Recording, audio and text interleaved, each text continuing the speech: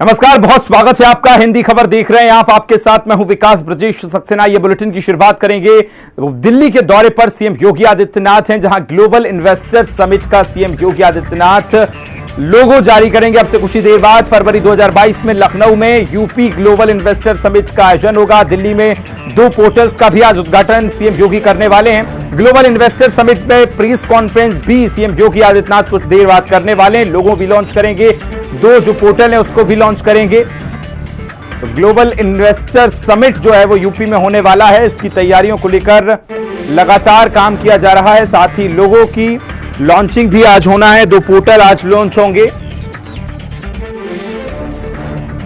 बड़ी खबर, बड़ी जानकारी। फरवरी 2022 में लखनऊ में यूपी ग्लोबल इन्वेस्टर समिट होना है, जिसकी लिहाजा तैयारियों को लेकर प्रेस कॉन्फ्रेंस भी आज मुख्यमंत्री करेंगे। साथ ही लोगों को लॉन्च भी करेंगे और उसके साथ 2 पोर्टल ऐसे हैं जिनका लॉन्च होगा, जिस पर तमाम जानकारी साझा की जाएगी। उत्तर प्रदेश सरकार जो है वो लगातार ये कोशिश में है कि ज्यादा से ज्यादा रोजगार बढ़े, इन्वेस्टर्स जो है वो यूपी का रुख करें। लिहाजा तमाम कोशिशें की जा रही हैं। मुख्यमंत्री खुद लगातार प्रयासरत हैं। लिहाजा आज लोगो जो है ग्लोबल इन्वेस्टर समिट का लोगो की आज लॉन्चिंग की जाएगी। 2 पोर्टल भी लॉन्च किए जाएंगे।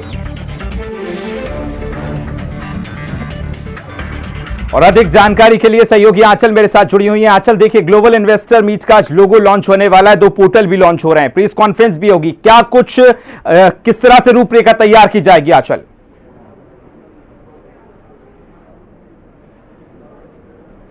देखिए, तैयारियां शुरू हो चुकी है और यूपी में ग्लोबल इन्वेस्टर समिट देखिए कुछ समय बाद जो है वो शुरू हो जाएगी। और इस कार्यक्रम में उत्तर प्रदेश सरकार के तमाम मंत्री जो हैं वो मौजूद रहेंगे। साथ ही देखिए खुद सीएम योगी आदित्यनाथ अब से कुछ ही देर में देखिए पहुंचने वाले हैं कार्यक्रम में। उससे पहले अगर तैयारियों की बात करें तो देखिए तमाम लोग पहुँचना शुरू हो चुके हैं। तमाम आला अधिकारी यहाँ पर मौजूद हैं जो कि तैयारियों का जायजा ले रहे हैं।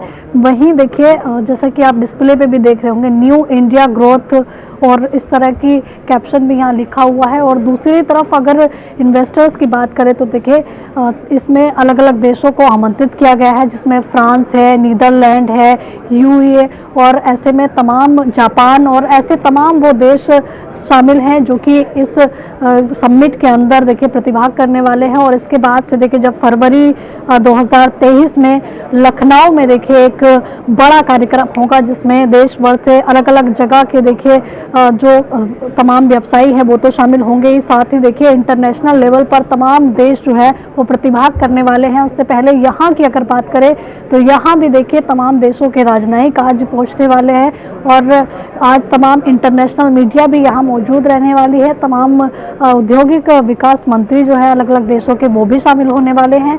तो यूँ कह सकते हैं कि देखिए एक रूपरेखा आज तैयार होगी, किस तरह से तमाम व्यवसायियों को, तमाम इंटरनेशनल लेवल के जो इन्वेस्टर्स हैं उनको यूपी में बुलाया जाएगा। और दूसरी तरफ अगर हम रुख करें तो देखिए खुद योगी आदित्यनाथ अपने दोनों डिप्टी सीएम के साथ में विदेश दौरों पर जाने वाले हैं, जहां पर देखिए इन्वेस्टमेंट को बढ़ावा देने के लिए वहां रोड शो भी किया जाएगा। और ये एक अनोखी पहल है जो कि देखने के लिए मिल रही है, क्योंकि आपने राजनीतिक रूप से रोड शो तो तमाम देखे होंगे जो देश के अलग अलग राज्यों में चुनावों के वक्त होते हैं, लेकिन आप इन्वेस्टर्स को अपने देश में बुलाने के लिए अगर आप रोड शो करते हैं तो ये वाकई रोजगार को बढ़ावा देने की एक अनोखी पहल होने वाली है। और यही कारण है कि देखिए उसमें पेट्रोलियम हो, आईटी हो, फाइनेंस हो, बैंकिंग हो, डेयरी हो, तमाम वो सेक्टर है जिसमें रोजगार बढ़ने वाला है, रोजगार जिनके जरिए मिलेगा उत्तर प्रदेश को। दूसरी तरफ देखिए आपको बताना चाहूंगी, अब तक यूपी सरकार को तकरीबन 1 लाख करोड़ के निवेश के प्रस्ताव मिल चुके हैं। यानी कि देखिए जो इन्वेस्ट करना चाहते हैं वो भी उनके उसमें भी कमी नहीं है, वो भी बढ़ चढ़ कर देखिए इन्वेस्ट करना चाहते हैं। और यही कारण है कि कानून व्यवस्था जो उत्तर प्रदेश में दुरुस्त की गई है उसका भी शायद आप ये प्रभाव मान सकते हैं कि लगभग 1 लाख करोड़ अब तक प्रस्ताव आ चुके हैं जो उत्तर प्रदेश में इन्वेस्ट करना चाहते हैं। और अब से कुछ ही देर में जब सीएम योगी आदित्यनाथ यहाँ इस समिट में पधारेंगे उसके बाद शुरू होगा यूपी ग्लोबल इन्वेस्टर समिट। बिल्कुल आंचल, बहुत सही आपने ये बात कही है कि लगातार निवेशकों को जो है वो को आकर्षित करने के लिए वहां जिस तरह से नवाचार सरकार कर रही है वो काबिल तारीफ है। और जो सरकार का लक्ष्य है कि $1 ट्रिलियन की इकोनॉमी उनको बनाना है, लिहाजा नवाचार बहुत सारे देखने को मिल रहे हैं। आंचल, आपसे यह भी मैं जानना चाहूंगा, 2 आज पोर्टल लॉन्च होने वाले हैं, क्या कुछ इस पोर्टल के जरिए क्या जानकारी रहेगी? पोर्टल को लेकर क्या कुछ जानकारी आपके पास? बिल्कुल, देखिए आप मेरे पीछे देख सकते हैं कि डिस्प्ले पे लगातार वीडियोस जो है वो प्रसारित किए जा रहे हैं। और अगर इन पोर्टल्स की बात करें तो देखिए आप यहाँ देख सकते हैं कि किस तरह से आवेदन करेंगे। निवेश मित्र करके देखिए आप देख सकते हैं कि ये ऑनलाइन इस तरह के सिस्टम यहाँ दिखाए जा रहे हैं, जिसके ज़रिए आप कैसे ऑनलाइन आवेदन करेंगे, कैसे पोर्टल पर जो जितने इन्वेस्टर है पोर्टल्स के ज़रिए जुड़ेंगे तो उनकी जानकारी भी आज दी जाएगी। और अगर पोर्टल्स की बात करें तो देखिए आज इस पोर्टल्स के ज़रिए ना केवल पोर्टल लॉन्च किए जा रहे हैं बल्कि इन्वेस्टर लोगो भी आज जारी किया जाएगा। और दूसरी तरफ आज तमाम अधिकारी जो हैं और वो भी किस तरह से आप सामने देखिए दयाशंकर मिश्र को आप देख सकते हैं जो कि तमाम व्यवस्थाओं का खुद खड़े होकर जायजा ले रहे हैं, स्टेज का जायजा ले रहे हैं, क्योंकि उत्तर प्रदेश के प्रमुख सचिव हैं और ऐसे में जिम्मेदारी भी बड़ी हो जाती है। वहीं आज निवेश सारथी पोर्टल का भी शुभारंभ आज सीएम योगी आदित्यनाथ करेंगे, जिसमें निवेश सारथी का मतलब आप सीधे सीधे समझ रहे हैं कि निवेश और सारथियों। देखिए तमाम विदेशी मेहमान जो है वो पहुंचना शुरू हो चुके हैं। मेरे पीछे आप देख सकते हैं कि तमाम विदेशी मेहमान भी बैठे हुए हैं जो अलग अलग देशों से यहाँ पहुंच रहे हैं, क्योंकि जिसमें जापान भी शामिल है, थाईलैंड शामिल है, कनाडा शामिल है, साउथ अफ्रीका शामिल है, ब्राजील शामिल है, ऑस्ट्रेलिया शामिल है, फ्रांस शामिल है, जर्मनी शामिल है, यूएई शामिल है। तो तमाम वो विदेशी मेहमान देखिए जो कि एक दूसरे से मिल भी रहे हैं। यानी कि देखिए इससे ना केवल उत्तर प्रदेश को फायदा होगा, देश को फायदा होगा, बल्कि देखिए तमाम देशों के जब मेहमान भारत में आके इन्वेस्ट करेंगे, तमाम व्यवसायी जब भारत में इन्वेस्ट करेंगे तो उससे जो अदर कंट्री है उनको भी आपस में जुड़कर काम करने का एक प्लेटफॉर्म उत्तर प्रदेश में मिलने वाला है। बिल्कुल आंचल, आप हमारे साथ लगातार बनी रहिए, अपडेट्स हम आपसे लेते रहेंगे। फिलहाल बहुत शुक्रिया जानकारी के लिए और आगे बढ़ेंगे। बड़ी खबर आपको बता रहे हैं, जहां श्रद्धा मर्डर केस में आरोपी आफताब का बड़ा कबूलनामा सामने आया है। आफताब ने जज के सामने यह बोला है कि गुस्से में उसने कत्ल किया है। आरोपी आफताब की पुलिस कस्टडी 4 दिनों के लिए बढ़ाई गई है। दिल्ली की साकेत कोर्ट ने आफताब की पुलिस हिरासत को जो है वो बढ़ा दिया है। आरोपी आफताब की वीडियो कॉन्फ्रेंसिंग के जरिए पेशी हुई और यहां यह बात कबूली है कि जी हां, मैंने ही गुस्से में उसका जो कत्ल है वो किया था। दिल्ली की साकेत कोर्ट ने आफताब की जो पुलिस कस्टडी है उसको बढ़ाया है। आरोपी आफताब ने यह बात स्वीकार की है और वीडियो कॉन्फ्रेंसिंग के जरिए उसको इस पेशी में जो है वो शामिल किया गया था। श्रद्धा मर्डर केस में आफताब ने अब जज के सामने सच बोला है और कहा कि गुस्से में मैंने कत्ल किया है। इस बात को स्वीकारा है, इस बात को उसने माना है कि आरोपी आफताब की लेकिन जो कस्टडी है वो 4 दिन के लिए फिर बढ़ाती गई है। पहले भी कस्टडी को बढ़ाया गया था।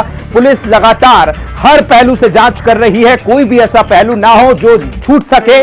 पुलिस हर कोशिश कर रही है, इन्वेस्टिगेशन जो टीम है वो लगातार हर पहलू पे जांच कर रही है। लिहाजा आफताब को एक बार फिर फ्लैट में लेके गई जो टीम है वो गई थी, इसके बाद उस जंगल में भी लेके गई थी ताकि जो सच है वो सामने आ सके। और आज कोर्ट में जो है उसने खुद स्वीकार किया है जज के सामने कि जी हां, मैंने गुस्से में कत्ल किया था।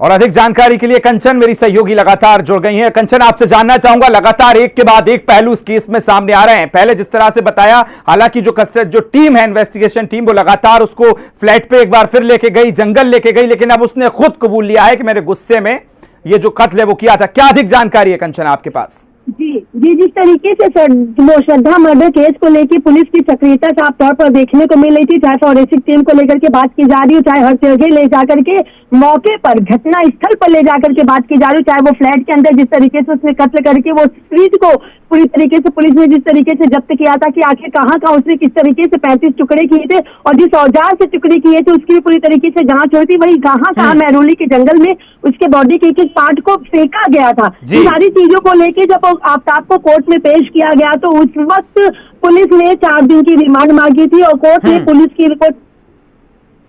जी